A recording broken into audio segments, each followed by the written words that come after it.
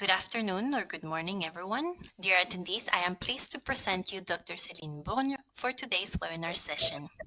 Dr. Bourgne is a biological engineer in the Biological Hematology Department at Estaing University Hospital in France, under the leadership of Professor Aurélien Lebreton. Dr. Bourgne's research is centered on the biotimer study, which explores the integration of biological age and individual feral trait to enhance cancer management through targeted therapies. As the biology coordinator for the biotimer study, she oversees the generation and multidisciplinary analysis of data, paving the way for novel insights into personalized care.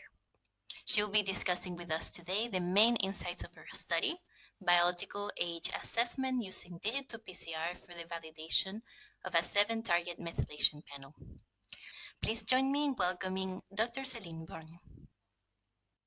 Thank you very much, Claudia, for this introduction. I will present you the project I developed in my research university team shelter, with the goal is to understand the role of molecular abnormalities other than classical genetic drivers on chronic leukemia evolution and the response to targeted therapy. To begin this talk, I'm going to talk you about the relevance of aging study. In the past few decades, there were big advances in prolonging life expectancy. But while the global increase in lifespan is striking, the health span, we also called disease-free lifespan, has not increased in the same way, and the consequence is that the global burden of disease is increasing due to age-related functional decline. In fact, aging is the main risk factor for several causes of death, such as cardiovascular disease or cancer. The simplest way to evaluate aging is to use the chronological age, which could be defined as the number of years you've been alive. However, aging is a heterogeneous process with great variation in health outcome among people with the same chronological age. So this chronological age poorly reflects physiological and functional status of an individual. As such, the scientists have focused on biological marker of aging. In a simple way, biological age is how old your cells are. It represents the physiological function and overall health of an individual and can be influenced by environment, by relationship and lifestyle habits like smoking, drinking, etc. In healthy people, as you can see here, biological age is aligned with the chronological age. A healthy lifestyle with appropriate nutrition, everyday activities, good sleep, etc., can have a positive influence and slow down the aging process. On the contrary, lack of sleep, stress, smoking, drinking can have negative influence and accelerate aging. And when the biological age is higher than chronological age, people have higher risk to develop disease, such as chronic disease like cardiovascular disease or cancers. Different types of biomarkers have been proposed for aging evaluation. They include first molecular parameters like telomere length measurement. Telomeres are repetitive nucleotide sequences located at the ends of chromosomes, and they protect DNA from damage and instability. Telomere length is considered as a marker of aging, with the largely described inverse relationship between telomere length and age. So the telomere length is also significantly associated with functional decline of many organs like lung or heart. In a second category, we find image-based aging biomarker. For example, brain age is derived from brain magnetic resonance image. This biomarker emerged as a significant biomarker of neurological health and aging. Another example in this category is face age, which represents the phenotype of human aging. Face age can be defined as the physical transformation from childhood to old age. The third type of aging biomarker concerns biomarker based on clinical measurement. For example, the aging of lung can be evaluated by recording the volume and the speed of air inhaled and exhaled. We also find in this category the cognitive age, which is based on memory, language, executive function abilities. The last category I will talk about concerns composite aging biomarker like Frailty Index. The Frailty Index are used by geriatricians to evaluate the health status of older individuals. These indexes are based on many variables, covering several domains and physiological systems like mobility, communication, daily activities, or nutrition. I will now focus on molecular aging biomarkers. You know omics techniques that refers to a broad field of study in biological science, which has been largely explored to assess biological aging with, for example, metabolomic, proteomic, transcriptomic, or epigenomic. My research team is focused on epigenomic. It is now largely known that dynamic methylation of certain CpG loci during aging are of help in the prediction on chronological and biological age. The use of CpG methylation patterns to assess epigenetic age of human subjects allow to define epigenetic clock. These epigenetic clocks are mathematically derived age estimators based on a combination of methylation's value that change with age at specific CpG in the genome. You can see here a schematic diagram of an epigenetic clock across a human lifetime. As we have already seen, there are protective factors that slow down epigenetic aging and others like drinking or smoking that lead to accelerate epigenetic aging. More recently, new epigenetic clocks like damage or adapt age were developed by Ying et al. With the identification of CpG sites potentially causal for aging. The damage correlates with outcome, including mortality, while the adapt age is associated with beneficial adaptation. The protective or damaging nature of age-related differential methylation at each CpG is indicated by the product of causal effect and age-associated differential methylation. For example, if a higher methylation level of a target CpG leads to a longer health span, a decrease of methylation level at this CpG would have a damaging effect, whereas an increase of methylation level would have a protective effect. You can see here a summary of the main published epigenetic clock.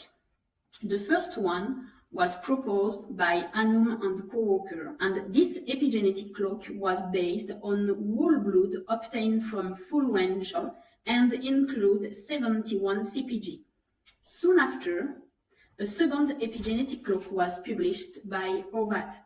This epigenetic clock is a multi-tissue based clock which includes 353 CpG. Many other epigenetic clocks have been then published based on different biological samples, population, and statistical modeling method. However, most of these DNA methylation clocks used methylation array or sequencing analyses that are expensive and require bioinformatic analysis and that are difficult to use in daily practice. In this context, our team developed a project based on frailty and biological age evaluation in patients with chronic leukemia.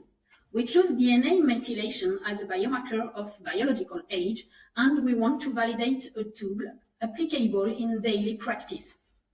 DNA methylation will be analyzed using digital PCR after bisulfite conversion. We use a cohort or healthy donor without disease that could affect biological age and compare the biological age we determine using DNA methylation analysis and chronological age of these subjects. Our test is based on the analysis of DNA methylation at 7 CPG sites described by Anne et al. In this study, the CPG were selected using a training set of 973 DNA methylation profiles of healthy human blood samples. The impact of leukocyte composition was reduced by the exclusion of CPG with variation in DNA methylation level across hematopoietic cells subpopulation. In this study, each target was analyzed in a single assay using droplet digital PCR, so there is 7 different reactions for each sample. 2 probes were designed for each target, the first one specific for the methylation for the methylated sequence, and the second one allowed to detect non-methylated form.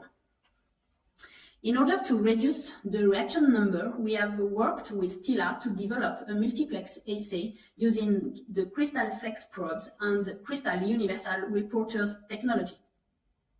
The Flex probes are non-fluorescent probes designed to detect a specific target. Each Flex probe is linked to a tag oligo, which will be liberated during the elongation step of the PCR.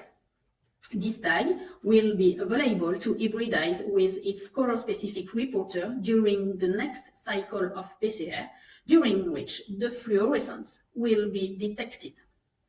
Using this technology and in association with color combination multiplexing, we will be able to detect up to 15 targets with the Prism-6 and up to 21 with the NIO system. With our objective to have only 1 or 2 PCR max per sample, we choose a non-competitive strategy with 2 probes targeting 2 adjacent sites of the target, generating 2 distinct fluorescent signals. For each target, we associated a reference probe, which recognizes both the methylated and the non-methylated form, and a probe specific to each form, methylated or non-methylated. So this form can be coded in 2 colors with only 3 probes. You will see here the example for Col1A1 design with the forward and the reverse primer, the reference probe, which hybridization is independent from methylation status, and here the probe specific from the methylated probe and the probe specific from the unmethylated form. And you can see here each color combination we use for each target. First, each probe has been validated individually using commercial methylated and non-methylated DNA. The bisulfite conversion was done using the EZDNA methylation gold kit from Zimo Research according to the manufacturer's instruction. We used 200 nanograms of DNA that we eluted in a finite volume of 10 microliters after conversion. 3 different parameters were tested for PCR condition validation. The first one is primer annealing temperature, then presence or absence of buffer B, which is a PCR enhancer like VMSO, and the last one is primer and probe concentration. You can see here the result we obtained for Col1A1. We first test primer and probe at a final concentration of 1 micromolar and a temperature of 56 degrees with or without buffer B.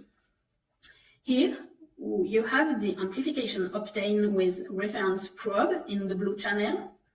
Here the amplification obtained with probe specific from the non-methylated form in the infrared channel, and finally the signal specific to methylated form in the yellow channel. We obtained a positive signal for both methylated and non-methylated DNA for the reference probe, as expected, but the separation between positive and negative here droplet is non-optimal without buffer B. Here you can see a slight background noise for the probe specific of the non-methylated form with few positive droplets obtained with the methylated DNA. And the results were good for the probe specific for the methylated form. We then test increased primer and probe concentration at 2 micromolar, and we decrease the temperature to 55 degrees.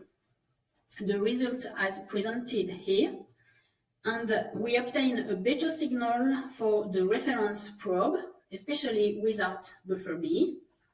And we still have the few droplets positive with the probe specific to non-methylated form. Even with this little background, we decide to test this same condition for the other target, and we retain this experimental condition. For each target, we made sure that the concentration we obtain with the reference probe is equal to those obtained with the methylated plus the non-methylated probe. We then test DNA from our cohort control with each individual target. Here, the results obtained with col1A1. First, we define the NCA file, and in this example, the methylated form of col1A1 is defined by blue and yellow droplet. We define the methylation rate as the ratio between the concentration of the methylated form and the total amount of target, which is defined as a concentration of methylated plus non-methylated form. As you can see here, we obtain a good correlation between methylation rate and chronological age of the individuals, with a decrease in methylation during aging. We obtain the same result with the second target, which is ASPA, and the same result with FHL2, with an increase in methylation rate during ages, as expected, and the same thing for PDE4C. So this first part of our work allows us to validate 4 targets with the same experimental condition. We then test multiplex assay, first with col1A1 and ASPA. We use 14 DNA from healthy control, and we still have a good correlation between methylation rate and aging, with the decrease in the methylation rate during aging. The correlation is still significant when we had a third target, FHL2, which methylation rate increased during aging, and this correlation remains significant with the last target, PDE4C, with also the increase of methylation rate during aging. To conclude, the use of Crystal Flex probe and Crystal Universal Reporter allow the design of highly multiplexed panel, and this technology is compatible with methylation analysis. Stilla support, especially Sylvain and Myrti, were very helpful for custom assay design and analysis of all the results. This work is in progress, but we have validated 4 targets that can be analyzed in a single chamber. So we are currently testing the last 3 targets. Our final objective is to apply this test to patients with cancer, especially patients with chronic leukemia, in order to evaluate if biological age in association with frailty index have an impact on treatment tolerance. Finally, I would like to thank Stilla team for our collaboration. I would also like to thank all members of my team, the hematology laboratory and the shelter research team, and I will thank you for your attention.